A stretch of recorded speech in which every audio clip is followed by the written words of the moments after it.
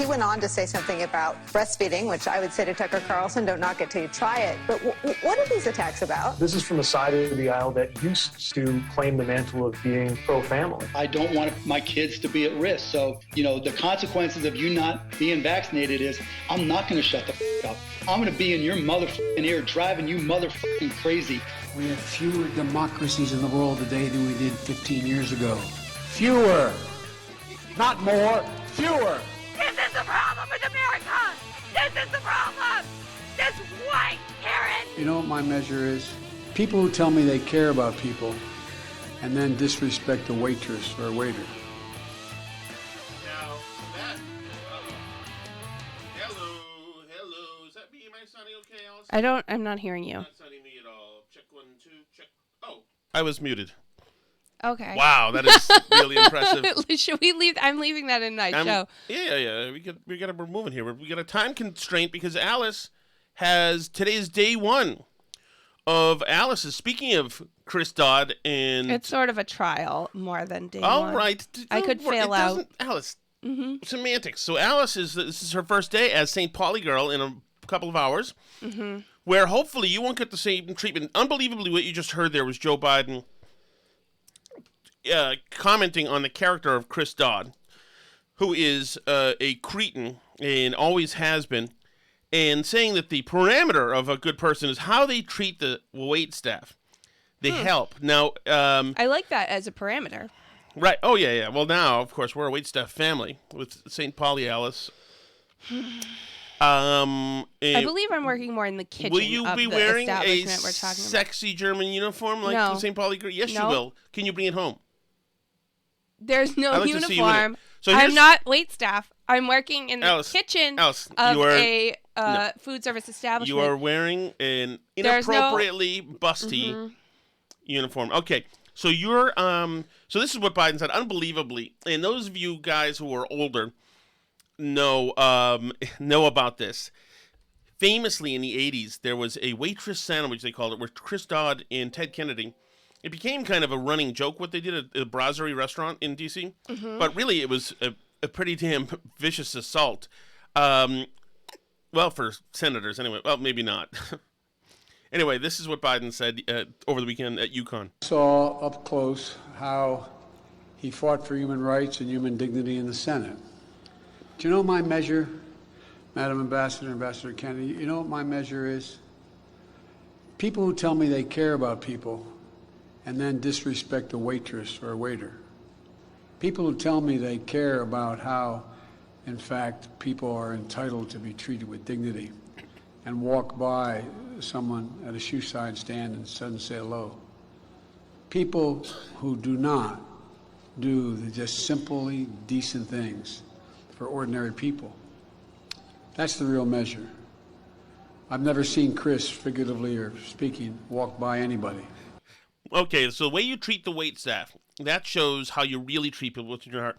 All right, so we'll go back to 1985. Chris Dodd and Teddy Kennedy are in their 40s, and they are tying one on. So this is according to a GQ report, which actually talks about, takes from Penthouse as well. It is after midnight, and Kennedy and Dodd are just finishing up a long dinner in a private room on the first floor of the restaurant's annex. They are drunk. Their dates, two very young blondes, leave the table to go to the bathroom. The dates are drunk, too. They'd always get their girls very, very drunk, says a former brasserie waitress. Betty Lowe, who served the foursome, also leaves the room. Raymond Campett, the co-owner of La Brasserie, tells a waitress named Carla Gaviglio that the senators want to see her.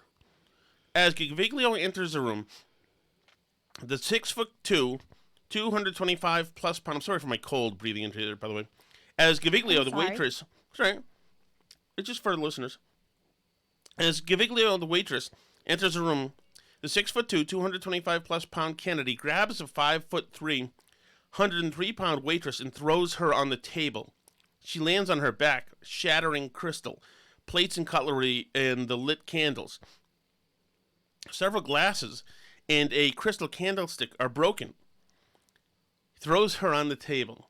Kennedy then picks her up from the table and throws her on Dodd, who's sprawled in a chair, obviously wasted. This is the guy who Biden is giving testimonial for. Kennedy then picks her up and throws her on Dodd, who's sprawled in the chair. With Gaviglio on Dodd's lap, Kennedy jumps on top and begins rubbing his genital area against hers, supporting his weight on the arms of the chair. As he's doing this, Lowe enters the room. Who was Lowe again? Somebody else who worked in the restaurant, I think. Yes, she was the main server. Mm-hmm. Lowe enters the room. She and Gaviglio both scream, drawing one or two dishwashers.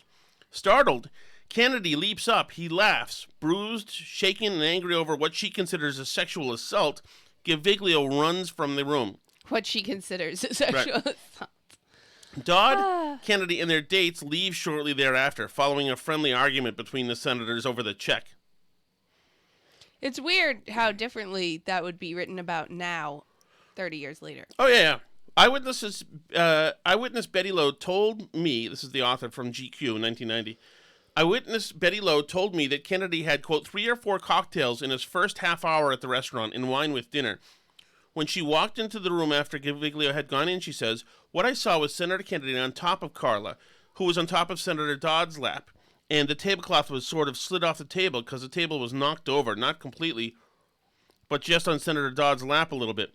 And, of course, the glasses and the candlesticks were totally spilled and everything.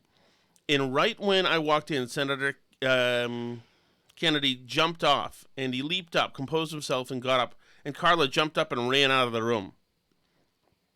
Great. Right. Great people. So that's what we're supposed to use to assess Senator Dodd's character, correct? Right. Dodd, she said, it's not my fault. Kennedy said something similar and added jokingly, makes you wonder about the leaders of this country. Ha ha ha. Wow.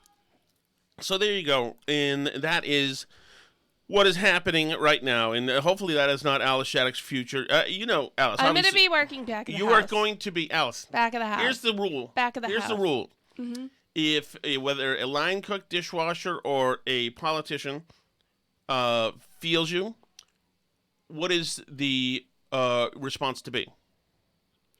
Try and get evidence to make a big thing out of it.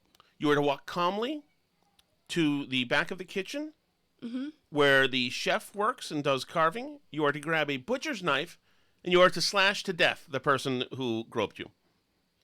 For it is written, for I have spoken, so it shall be done.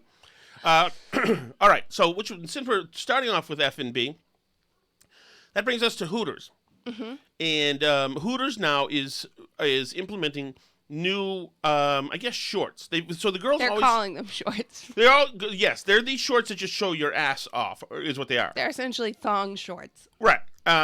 Not quite, but just about. They definitely show your ass off. And Hooters used to be a thing for Hooters was breasts, like a busty thing. Mm-hmm. Up here, none of that stuff really counts. I don't even know other than is Toast connected to Hooters? Her dad used to like Hooters and used to bring them as kids. Okay. But he was part of a different food service franchise. He owned a different. Right. Anyway, I don't really see the thing with Hooters. Like, I don't see the deal with it. I understand. I like, obviously, the idea. You like attractive women. Yeah, I like attractive women. I get it. I just think the one up here in North Station, I don't think they quite pulled it off. There was some already other bars. Or the one on Route 1. I've never been, but there were some other bars that had kind of the you would call them, because you're a misogynist, the cream of the crop. Mm-hmm. When I was coming up anyway. But I people like it, and I'm glad it's there. I think I like the idea that there's a place where stupid older guys will over-tip young waitresses making money. You know, they get to feel pretty. The older guys get to have an organism that's attractive communicating with them. Has to interact with them. Right, and they can eat and drink. Maybe it's a great place. But so now they're moving. I don't even know if I have an opinion on this. I mean, they're wearing tights anyway. It's not as if you're seeing the actual rear end. Right, they usually wear tights under their shorts. Right. Like figure skater thick tights. Exactly, which is a good thing, and probably unfortunate that it has to be that way. Mm-hmm. But so now Hooters waitresses are angry that they're changing it up. Some waitresses are angry that they're changing it up. I don't know that I have I mean, I guess that you've opted into a restaurant where part of the draw is to be objectified. Am I wrong in that? No, and they actually, the way that they split up their roles in Hooters restaurants is that they're considered like almost an entertainment role, is the way that Hooters has structured this so they don't get in trouble for only hiring hot chicks, is it's considered like a modeling gig, basically. It's considered like... Oh, I see. And they're secondarily... Yeah, I mean, they are waitstaff too. That's part of the job. But the idea is that, that you're not just... It's not like a normal waitressing job. They've explicitly made it part of the way that the job works is your looks, and it's considered... I forgot what they said. It's like a because they told the girls that if you're not happy with the shorts, you can move to a non-whatever role. Right, I forget what it's called. I'll look it up. But anyway, so there are girls that are upset. I'm guessing probably a majority, because you do sign up to be a hot chick who serves food, but you don't necessarily sign up to show your whole butt, even in tights. Like that's a step above, and I don't know, but I tend to think that they're doing it specifically to court this controversy. Do you remember, like, a few years back, there was a big controversy because they had some executive... What controversy? Do you remember? Because there was, like, some executive that was telling the girls to think about, like, giving BJs on the side or whatever. As, like, part of the brand image of the stores. And like, wait a second, he literally... No, it was a woman executive who was like telling the girls, like, you should think about it, like, maybe if you like have to give a BJ on the side or telling whatever. Girls like, on Hooters? Yeah, like the waitstaff, like that they should think about that was like part of the brand image and they should go for it. But even that being a story that's out there is incredibly strong marketing to men. Yeah, but that's like what I think. Like, and so I think that they're really like, so now the reason we all know about the shorts and the reason why it's a controversy is because a bunch of them are on TikTok. Like, one of the girls who's complaining about it on TikTok is called like Flat Hooters Girl on TikTok, and part of her TikTok is that she like shows how to use makeup on your cleavage to make it look like it's more than it is. I see. That's smart. So, but they're like, part of the symbiosis between the Hooters girls creating their own brands on social media and getting themselves followers and the Hooters brand is this weird relationship where like they're playing off the fact that they're Hooters girls and Hooters is playing off the fact that they're on social media marketing the brand for Hooters without them having to do anything, right? So like there is this like weird relationship here, right? And so I think like they put out these shorts, they issue an ultimatum that got leaked immediately to the press that's like, you need to be in a non-customer facing role if you don't want to wear the new shorts, which completely show off your entire butt. And, and then the girls go on social media and complain about it.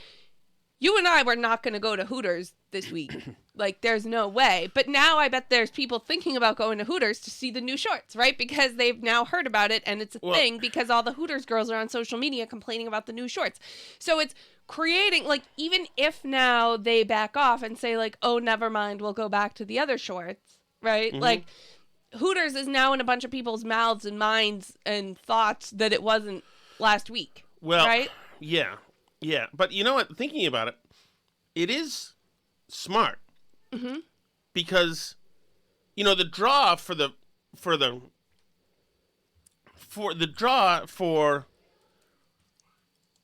so if you got the waitress, a big busty waitress, okay, and she's serving your table if you're guys. Of course, the winner is that she is.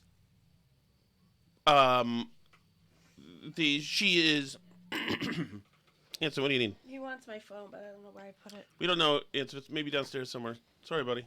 Yeah, I don't know where it is, hon. Okay. Sorry.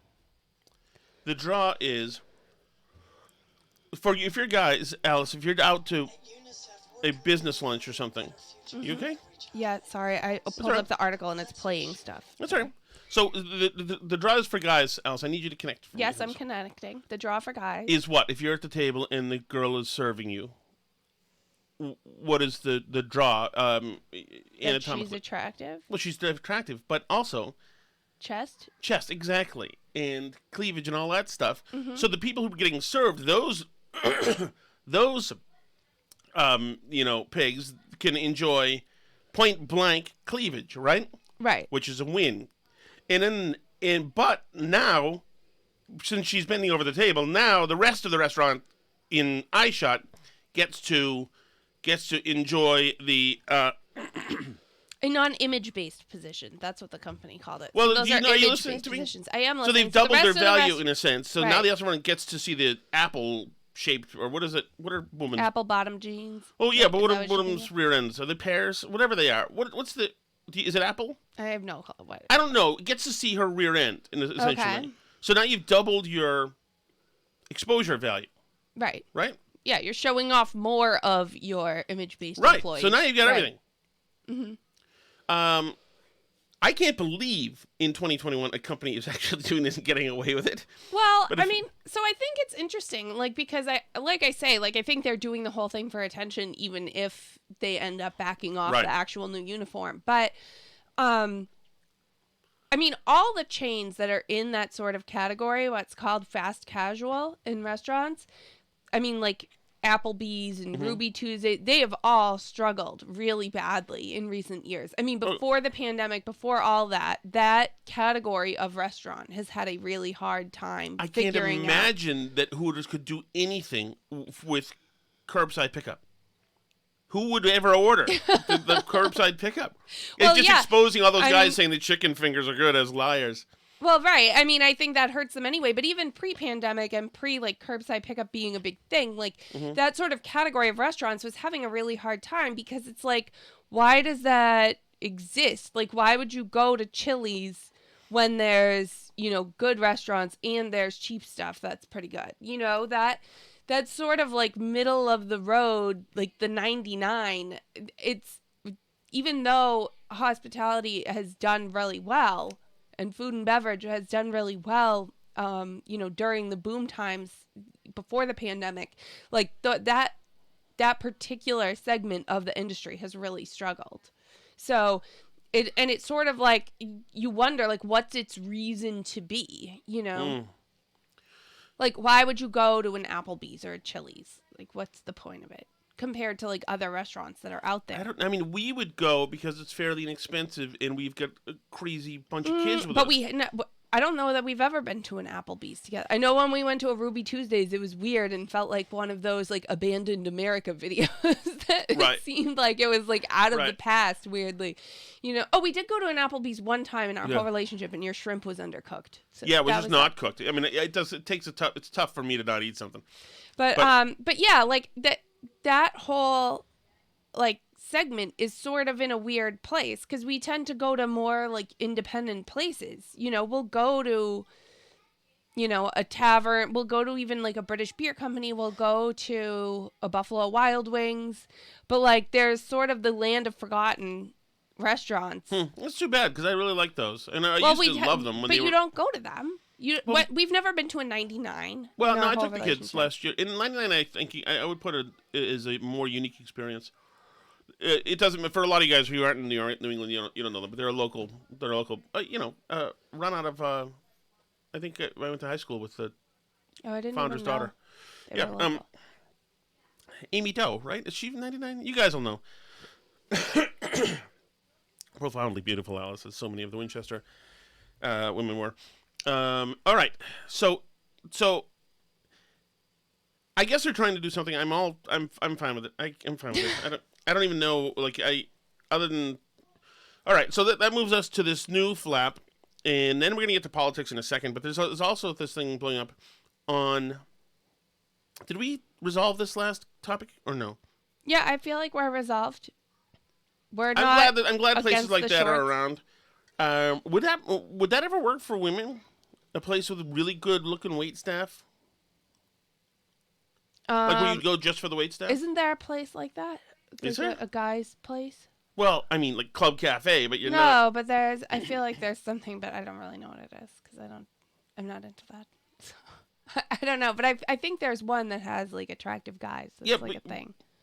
But not like Not like Chippendales. I mean, well, no, but women aren't as like visual like that necessarily. yeah. And plus, actually, I would probably assume that if there were a place with great-looking guys wall to wall in a restaurant, that most of those guys would absolutely be gay. Probably. Yeah. All right. I mean, like, Abercrombie used to be known for, like, only employing attractive people. Right. And, like, when I was in high school, like, more than a few of the guys that worked at Abercrombie when we were in high school turned out to be gay later on. Really? Yeah. What do you know? Okay. So, and that brings us to this last... Tallywhackers. Okay. That's what the place is called. That's the guys. What? Where is that? In Dallas. Okay. All right. Let's turn the page, Alice. Don't objectify people, okay? Okay. Except for this one last woman who's on Twitter. Can you tell the story of her? Okay, so we should tweet this out, guys. This will be in the Burn Barrel Twitter feed so you guys can see it. This is actually, I only came across this because it was on the account of this guy, Nick Cho, who was yelling at white people for... Who we're going to get to. We're going to talk to Nick first. We're going to do this. But anyway, so I was on his page for a different topic, and I saw him retweet this woman, Emily Sears, who I didn't know who she is. Did you know who she is? No. She's an Australian model who's based in LA. She's a model, so She's obviously a model. You can tell from the picture. she's a model.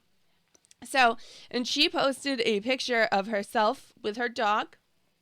It's I don't know, how would you describe the picture of her with the dog? She's in a sexy, busty Halloween costume, a pumpkin costume, and the dog is in a doggy version of a little pumpkin suit costume, yep. pumpkin suit. And yeah, and so there's a lot showing. Her makeup is fully done. It's obviously a professionally done photo. Yes. Her makeup's fully done. Her hair is Right. fully done. And there's a lot of people in the comments of the photo. So if you're guys, what you're seeing when you see this is you're not even seeing a dog. You're seeing cleavage. Right. I mean, the dog A is model's also cleavage. like, it probably weighs Small 11 and to the right. pounds. Yeah, it's a tiny little dog. Yep.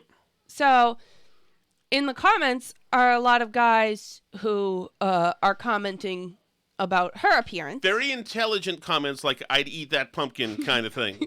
Right. Yes. My pumpkins are in your shirt, says one comment. Well, that actually is the British term for boobs. You know, is Is pumpkins. it really? Would love to taste the pumpkin hold on, pie. Alice. Okay. I want to teach you something about the '90s. Okay, I'll listen. That's why the band Smashing Pumpkins is called Smashing Pumpkins. Is it really? In other words, she's got smashing pumpkins. That means a great. Oh, I Yes. didn't even know that. I There thought you it was go. literally about like. No, smashing Breaking pumpkins. pumpkins. Right? No. See, Oh. I taught you something. There you go. There you go.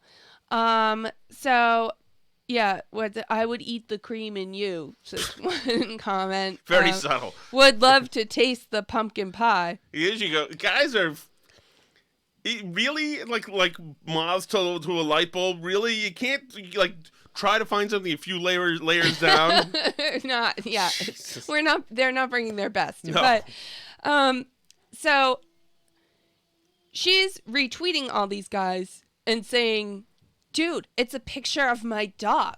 Yeah. Excuse me, this is just a picture of my dog. Like, what's Yeah. wrong with you? So, Which is obviously is not. It's if you're a guy, it's a picture of breasts in a hot girl. She could be holding my cousin Ned's severed head with her right arm. I would still only notice the stuff. well, right. And so this, woke guy retweeted her and said it before and I'll say it again. It's disgusting and evil, the harassment that Emily Sears and other women have to deal with on a daily basis. Her posting a pic of her with her dog is treated like some kind of invitation for vile sexual comments. Disgusting and evil. Oh, I need that. It was an invitation for disgusting and evil comments. Anson, I need that phone. Come here, please. It was treated like an invitation for vile sexual comments, honey. That's how they treated it. It's terrible. She just posted an innocent picture of her with her dog. It's completely impossible to... Well, if you're a guy, thank you. I'll give it back to you, okay? I forgot I need something, okay? I'll give it back. Give it back like he's holding me hostage. Any guy who says that, obviously, is either in denial or insane. Or just lying. Right. It's just lying. Because we all know, we can look at the picture, and I'm not saying, I obviously think that the people who comment things like, would love to taste the pumpkin pie, you're just morons. Why would you comment that to somebody on the internet? You think she's going to notice you and be like, yeah. You're an idiot, and Right, of course. you're gross. But But it's very standard dumb guy stuff on the internet. Well, right. But, and not to say like anybody like deserves anything, but it's not harassment when you put out a picture of yourself looking sexy on the internet and people comment on it. That's not harassment. Of course. And complimentary things, dumb, idiotic complimentary things, but you know, she's putting out this clearly professionally done sexy photo. It just didn't like happen to be sexy randomly. No. This took like a team of makeup artists and hairstylists and photographers Have you and tweeted assistants and I didn't tweet it, but I will now. And I just it seems so like for her to then retweet it and be like, it's just a picture of my dog. Like It's not. It's the dog is stage right. It's the pictures of her form looking straight at you and her looking directly at you. She happens to be holding a dog like somebody would hold her purse, but that is not. And for him to say to say that is even ridiculous. It's disgusting and evil. What? It's not evil. First of all, she knows what. it is disgusting for you to say like. I would love to taste that pumpkin pie. It's gross. It's not. It's more disappointing than gross. It's certainly obviously guttural, whatever. But the fact that you can't stop your libido long enough to form something creative in your mind if you're going to go down that road, like pumpkin, what a jerk. And so. And then so she replied to the woke guy and said, "Thanks, Nick. Pretty gross, right?" So then this brings us to Nick Cho. So Nick Cho is, I don't know. He says, "Hey, I'm your Korean dad." All my links. I don't know, but he's a blue check mark. He's got 72,000 followers. I think he's some kind of self-styled comedian. Oh, okay. We'll get to what passes Right. for comedy on the left later, but Which brings us to his comment on race. so he wrote on race, this is what actually brought me to his page originally. He wrote, "Dear white people, keep any talk of Asians out of your damn mouths if you think you're going to try and use us as any kind of wedge against our black and brown friends and neighbors.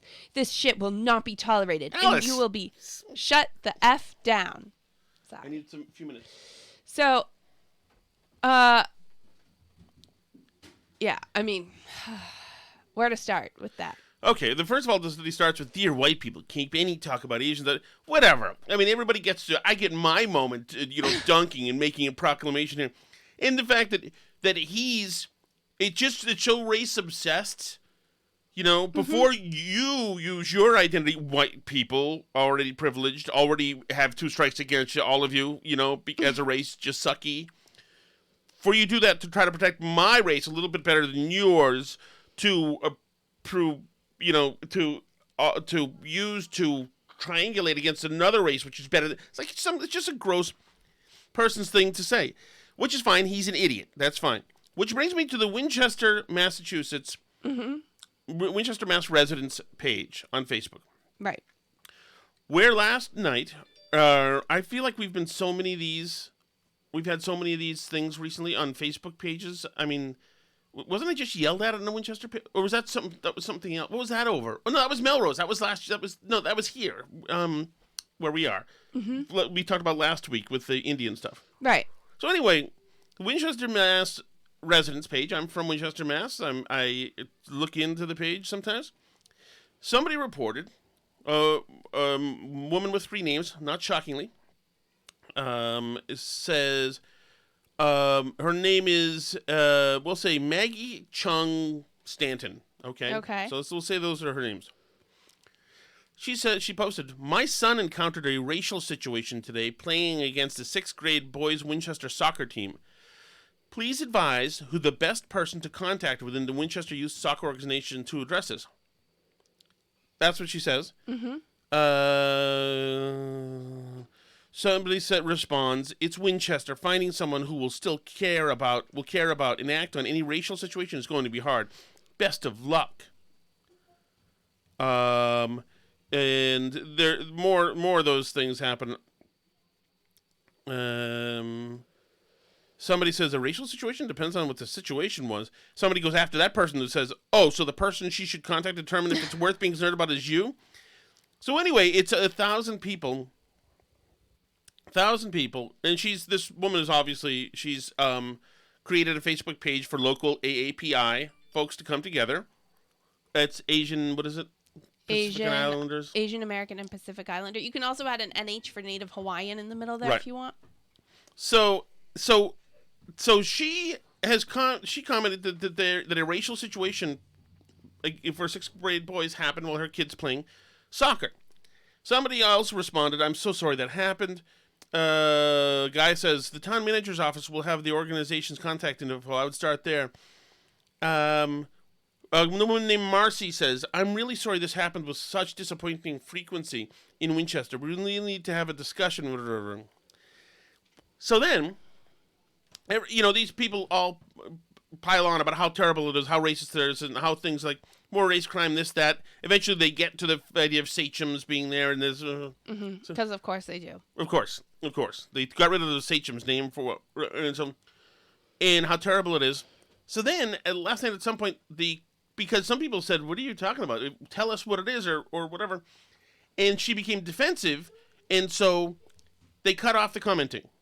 It was cut off. Right. So then today, somebody who wanted to get on the action with also 3 names says, "I would like to know why the post by Maggie Chung Stanton, who inquired about a racial incident pertaining to her child and where to seek help in the Winchester resident page, is no longer allowed to post comments. Isn't this a page that is inclusive of all residents looking for guidance?"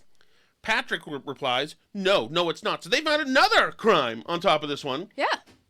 Just the fact that the thread got closed is also a crime against Asian Americans. Right.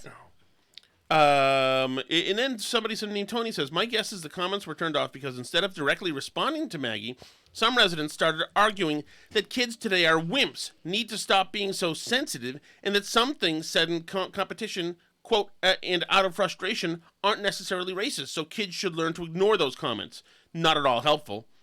To which somebody else says, "Exactly." And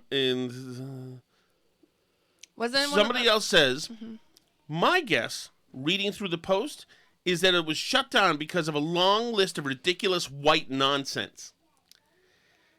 I was glad to see that. Now that's a woman named Laura with a Latinx sounding last name. So, white nonsense again. So I responded to that. If you say things like ridiculous white nonsense, you're a racist. It's gross. The Klan would be pleased. Somebody responded to me with some like whatever dude kind of thing, whatever. Mm-hmm. But how is it possible that you could think of yourself as a good person saying, "Yeah, it's some ridiculous white nonsense"? The white people, I mean, can you imagine? It's just black stuff again. Just more black nonsense. Well, they would say that it doesn't cut both ways because you're an oppressor. So it's not possible to be racist because racism is the whole system of oppression. Mm-hmm. Whereas the governing body in that town is run by progressives who hate whites. But the oppression is still in the air because there are people like you out there who have not cleansed your souls of the evils of all the colonialism and everything. And so that is still, even though you're not in the town or anything, you're out there and that's in your heart. You haven't, confessed your sins. And yeah, but they're also talking about anybody in the town. Right. So, but that's, causing the oppression to happen, even though they run everything and have stamped out all the oppression they can actually find. So is this a good thing or a bad thing that they're actually saying what they mean? That white sucks? I mean, I think it's a good thing because I think more people will see through it. I mean, I think it's interesting because a lot of people, there's been a lot of talk, like in Christian circles, about how, Christians can't say what they believe anymore in public, and teachers have been fired for not using student pronouns correctly or whatever. But I think that there's a case to be made that that schools are in the business of trying to make white kids feel bad for being white and for actively oppressing white kids purely because they're white. I mean, and I don't think we're quite there yet, but I think that a lot of the school districts around here that are very, very progressive are absolutely getting close. So, I mean, it's interesting. But yeah, imagine like people saying stuff like white nonsense and white this and white that, like being in an environment where they're in charge of like the public schools where like a lot of white kids go. And they're okay with that. So listen to this. This is a reply to me saying if you say things like ridiculous white nonsense, you are a racist. It's gross. The Klan would be pleased. Martha replies to me. Now, she is another white woman with a Black Lives Matter avatar. Right. Her thing says, studies master's in school counseling in a college. Great. She says, if we could all stop living in a fairy tale land where racism doesn't exist, why fight over who is racist? If we all grew up in America, we all have racism ingrained in us. It's when we choose to ignore those parts instead of confronting and combating those thoughts is why racism continues. See, isn't that what I just told you they would argue? Yes. Yes. She says, you have thoughts deep in your soul that are causing the racism. She says, I hope the situation gets addressed. No human, especially a child, should have to deal with situations like that. Educate and communicate. No need for the negativity. Mine is negative because somebody else was casting judgment on an entire race of people. And I said, putting a value on a race of people in making the determination that that value is lesser than is racism, which it is. Right. It's the pure version. It's the actual version of racism. For that, I am being negative.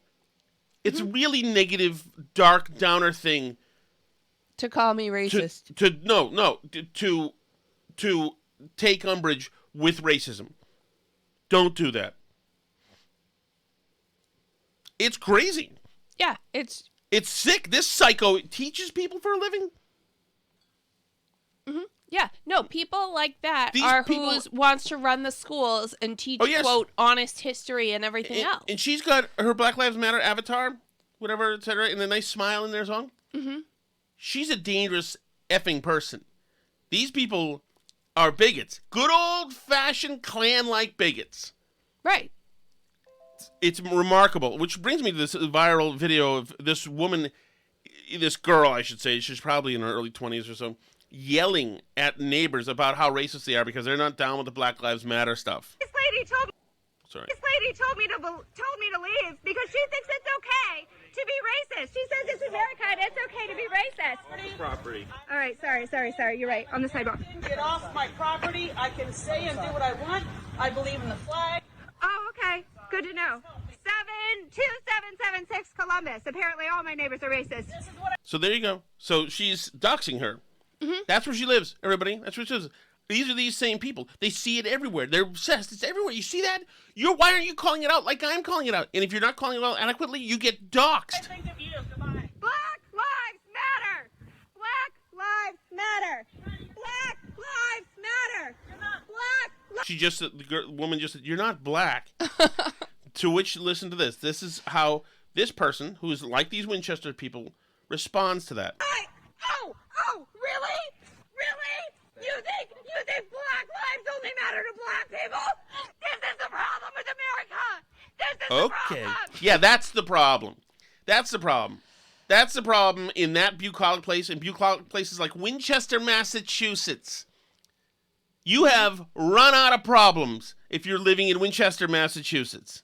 This white Karen 2776 Columbus who thinks only white lives matter. Saying black lives She moves on to somebody else. matter. I'm saying that other lives don't matter. Black lives matter. Did you hear me say no other lives matter? I said black lives matter. I didn't say no other lives matter. I said black lives matter because they're the ones that are literally getting killed right now. I can't believe there's all these people on my street. They're racist as hiding in their houses, thinking that I'm the one that's causing a disturbance. So this brings me to, because I think this topic is really interesting, actually. This whole, like, sort of, like, Asian versus black racism in America, right? And how, like, anti-Asian sentiment has sort of been like lumped in with anti-Black sentiment as the same thing, when really they're like completely different phenomena, right? And in particular, you're seeing it like, so when, you know, Nick Cho, your Korean dad, talks about, you know, keep Asians out of your mouth if you're going to try and use us as a wedge against Black people.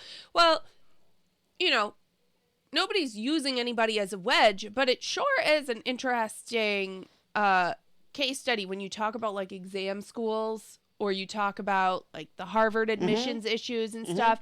And a lot of the activists who are really upset about getting rid of exam schools and like these merit-based schools, particularly in urban areas, a lot of them are, you know, Asian parents who are concerned about that. And a lot of them are working class Asian parents too, by the way. So it's not necessarily like that white people are creating some wedge. It's that, you know, in a lot of cases, if you're going to have equity, quote unquote, you're going to hurt working class Asian families when you're talking about like a scarce resource like admission into an exam school, right? Because what they've found actually is, even for like elite college admissions, what they've found is if you like eliminate SAT scores as a thing, that you end up with like more privileged kids going to the schools, because it's much easier to game the system with like an essay that your parents can hire you a bunch of tutors to help you write your college essay versus the SATs, where if you get into the room alone and you can't answer the questions, you can't get that SAT score that's going to get you into that school, right? So it actually like hurts, in particular, the socioeconomic diversity when you get rid of those sort of like merit-based measures. And exam schools are having this problem. They're very much under attack in a lot of cities. And I don't know. So this was another like brouhaha that was on Twitter this week. Have you heard of J. Caspian Kang? No.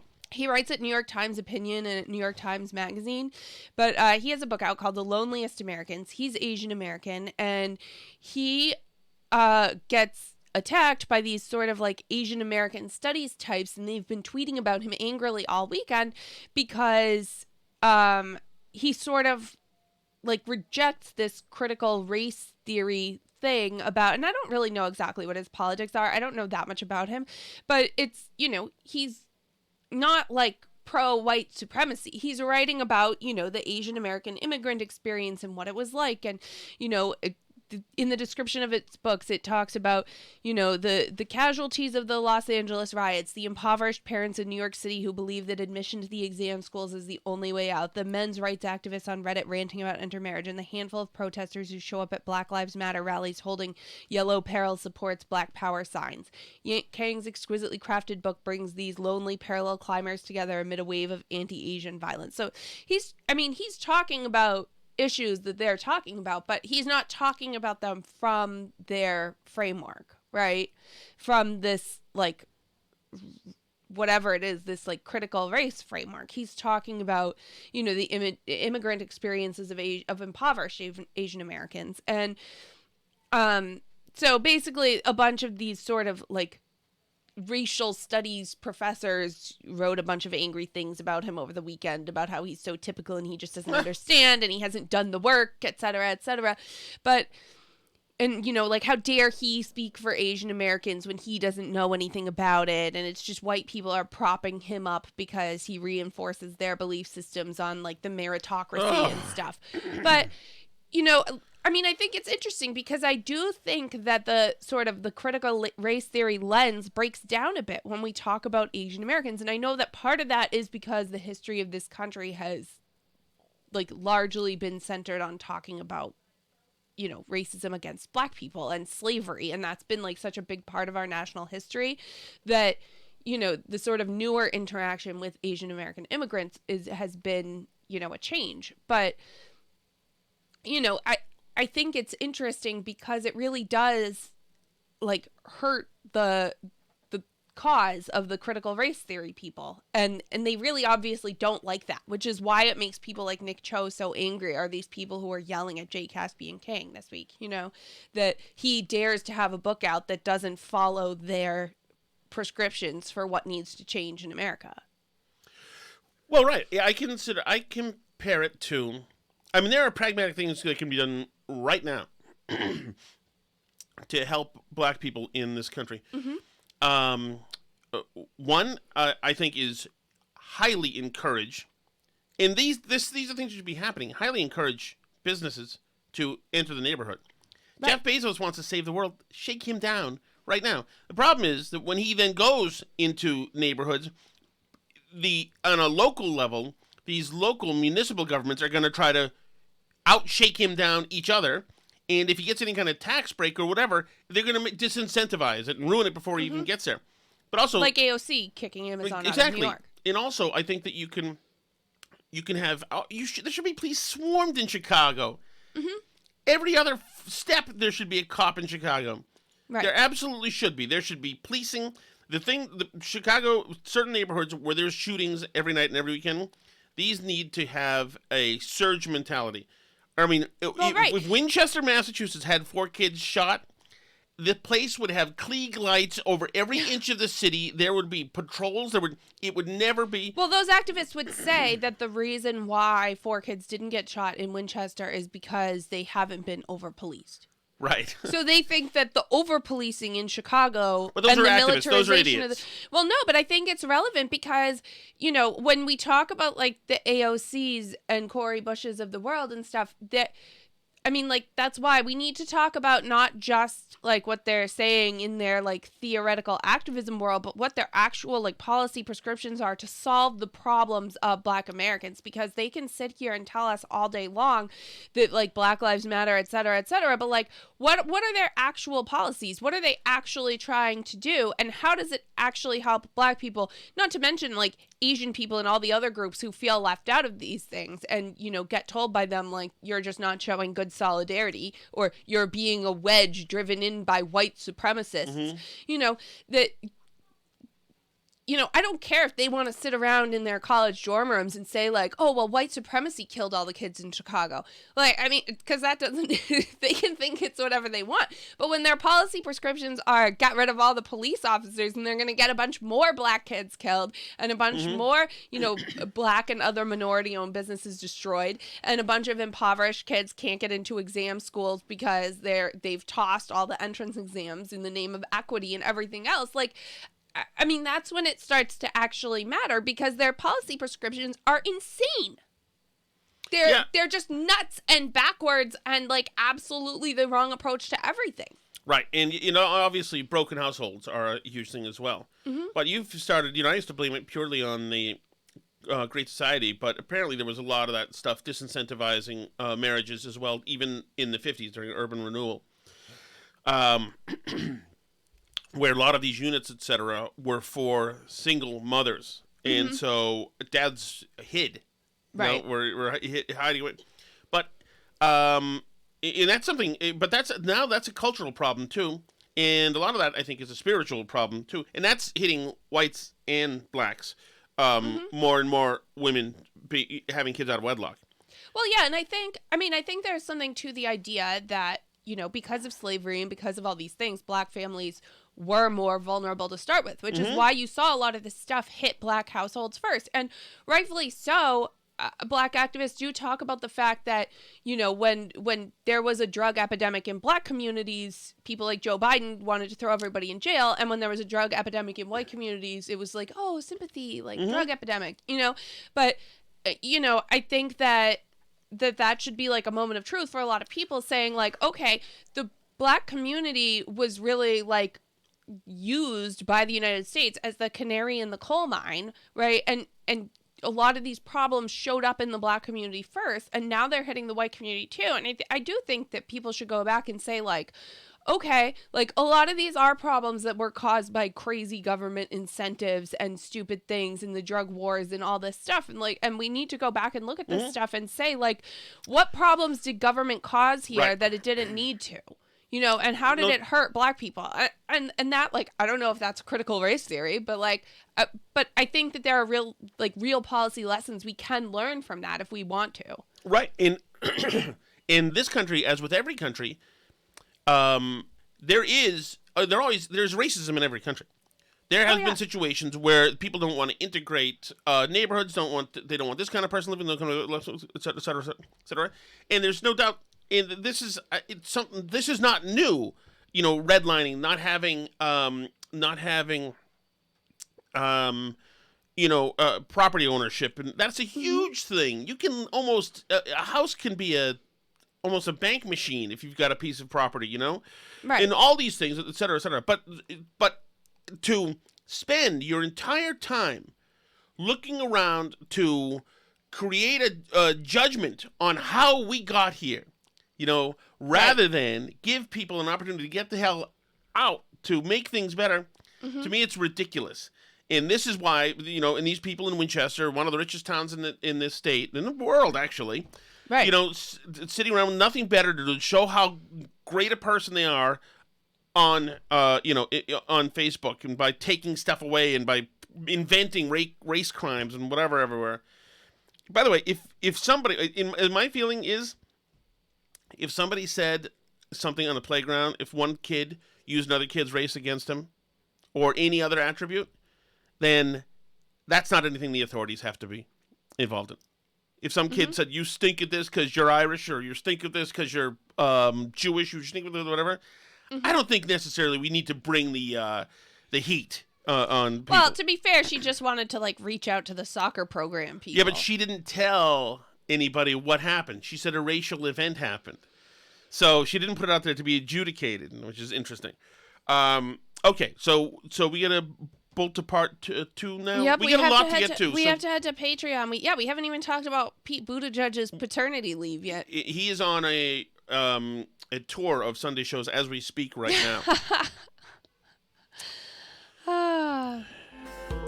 But you can join us. We're going to do another segment of the show over for Patreon subscribers. That's patreon.com/burnbarrel if you want to head over there. Thank you so much to all those subscribers. You can also always talk to us for free on Twitter, where we are at burnbarrelpod. We're at facebook.com/burnbarrelpodcast and burnbarrelpodcast.com. You can email us, burnbarrelpodcast@gmail.com. Check out our YouTube channel. You can comment or subscribe there, on Rumble, on Parler, on Gab, all the places.